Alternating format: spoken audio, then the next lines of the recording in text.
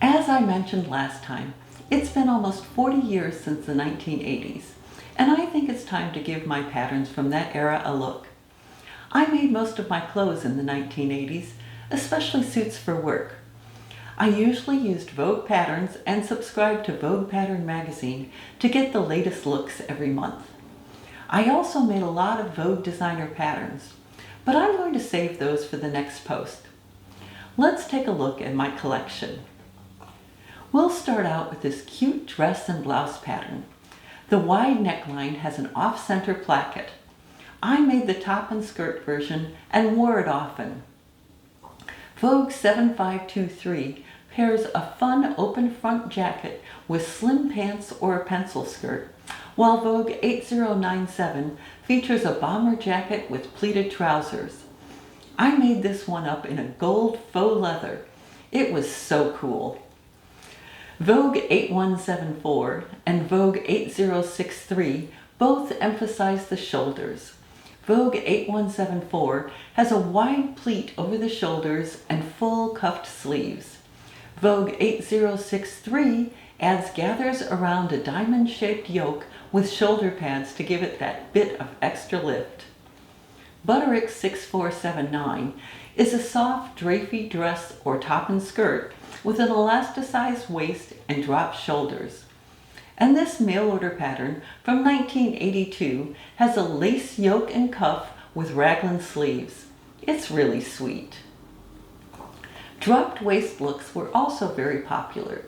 Vogue 8602 from 1984 has a shaped low waist with button-up front and puffed sleeves, while Vogue 8641 has a bit of a nautical feel with a double square collar and wide waistband.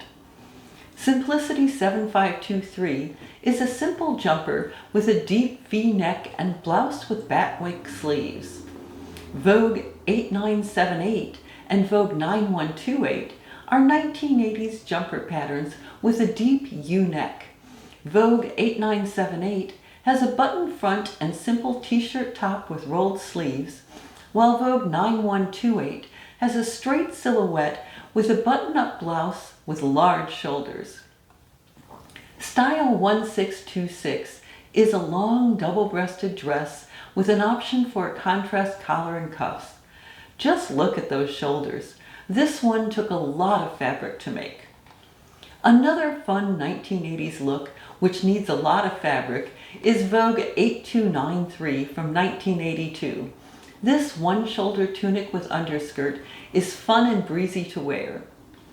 Vogue 9329 from 1985 is a great collection of separates, including a loose-fitting shirt, button-up tank, shorts, trousers, and a slim skirt. And if you're looking for some more relaxed separates, Vogue 8402 has a loose tee, open front jacket, long vest, and some great gathered waist trousers. Super comfy for lazing around. And speaking of separates, Vogue 8864 is a cowl neck top with drop shoulders. The neck can be draped or buttoned close.